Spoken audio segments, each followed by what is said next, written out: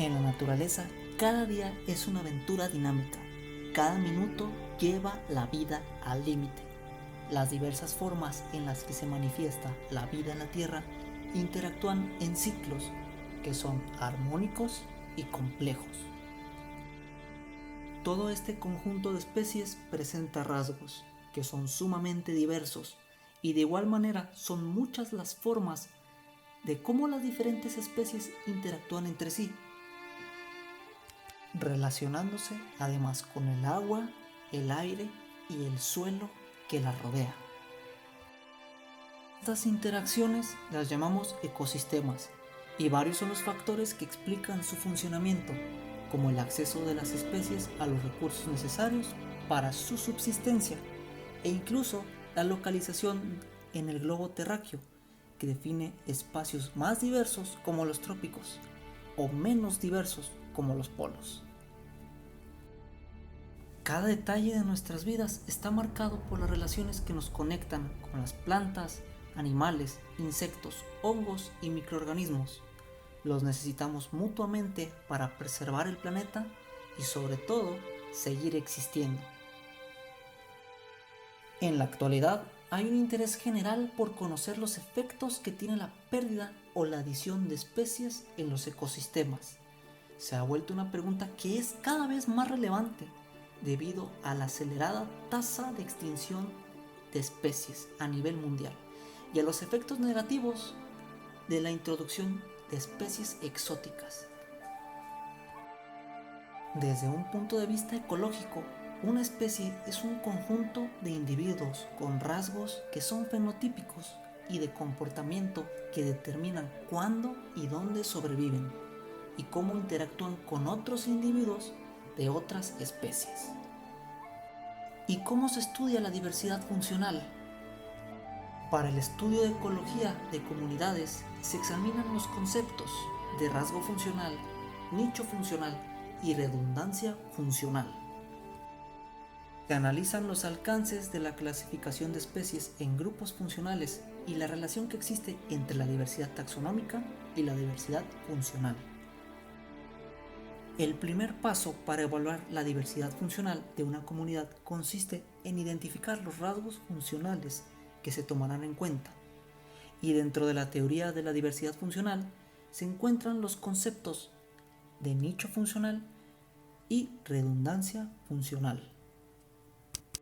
El nicho funcional es el conjunto de estrategias y recursos que utiliza un ser vivo para subsistir e influyen en la alimentación y supervivencia, evitando a sus depredadores. Esto determina la función de la especie en un ecosistema. La redundancia funcional se basa en la idea de que varias especies pueden desempeñar papeles que son similares en las comunidades y los ecosistemas. Por lo tanto, la ausencia de alguna especie redundante tendría un impacto bajo en los procesos ecosistémicos. Los rasgos funcionales son rasgos biológicos que influyen en el desempeño de los organismos y estos representan relaciones con los procesos de las interacciones biológicas y modificación del hábitat. Estas interacciones se estudian basadas en la noción de la diversidad funcional, que se define como la faceta o dimensión de la biodiversidad, que permite analizar los roles o funciones de las especies, incorporando características como la presencia, la abundancia y los procesos que influyen en el funcionamiento del ecosistema. Pero, ¿para qué se analiza la diversidad funcional? Una de las aplicaciones más importantes de la diversidad funcional, en teoría, ecología de comunidades, consiste en poner a prueba las reglas de ensamblaje a diferentes escalas espaciales como temporales. La diversidad funcional es uno de los ensamblajes de especies y dependerá fuertemente sobre qué mecanismos están actuando para promover la existencia de las especies. Es así como la teoría de las reglas de ensamblaje nos permite comprender los procesos ecológicos que modelan la diversidad biológica. Los teóricos han reconocido 4 componentes principales de la diversidad funcional, y estos son riqueza funcional, equitatividad funcional, la divergencia funcional y la especialización funcional. Llamamos riqueza funcional a la cantidad de espacio ocupado por las especies de una comunidad independientemente de sus abundancias. Una baja riqueza funcional nos indica que algunos de los recursos potencialmente disponibles no están siendo explotados y podría haber una reducción en la productividad de un ecosistema. La equitatividad funcional es homogeneidad en la distribución de las abundancias de especies de una comunidad en un espacio funcional. Si está presente en un índice bajo, esto implicaría que algunas partes del nicho funcional están siendo ocupadas, reduciendo la productividad e incrementando la oportunidad de que posibles invasores se establezcan. En cambio, la divergencia funcional es una medida de similitud funcional entre las especies que son dominantes de una comunidad. Una alta divergencia indicaría un alto grado de diferenciación de un nicho en las especies dominantes, reduciendo la competencia e incrementando la magnitud de los procesos del ecosistema. Por medio de la especialización funcional se miden las diferencias generales entre las especies, independientemente de sus abundancias.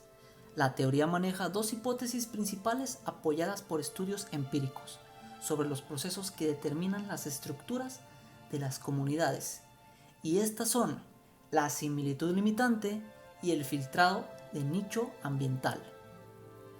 La pregunta es, ¿cuál de las dos tiene una mayor influencia en la estructura de las comunidades a escalas espaciales y temporales? Por su parte, la similitud limitante establece que existen límites máximos entre la similitud de los nichos de las especies que coexisten. El filtrado de nicho ambiental define cómo el efecto de las condiciones ambientales seleccionan aquellas especies capaces de sobrevivir y persistir en un lugar determinado.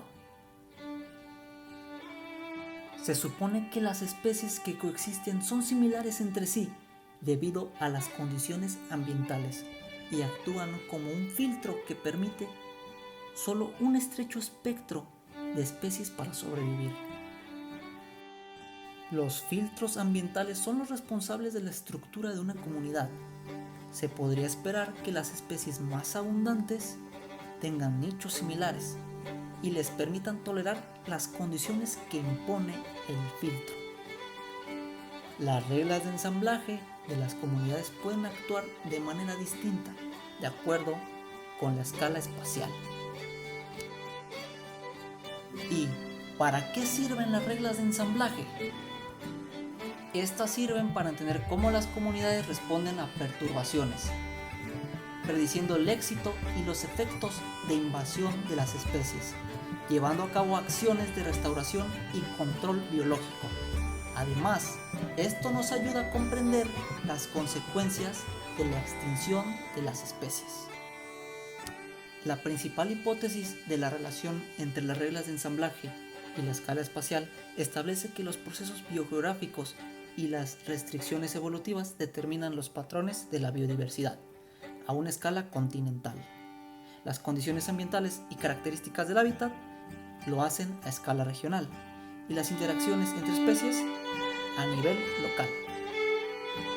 Podemos concluir que los procesos que estructuran las comunidades lo hacen a nivel de las funciones y no de las especies, donde los filtros ambientales no determinan que las especies sobrevivan en un sitio, sino que cuál es la combinación más adecuada de los rasgos funcionales que permiten a un organismo sobrevivir en dicho sitio. Las reglas de ensamblaje operan de una forma dinámica, tanto espacial como temporal, sobre las especies. Y de todo esto depende la interacción en la naturaleza.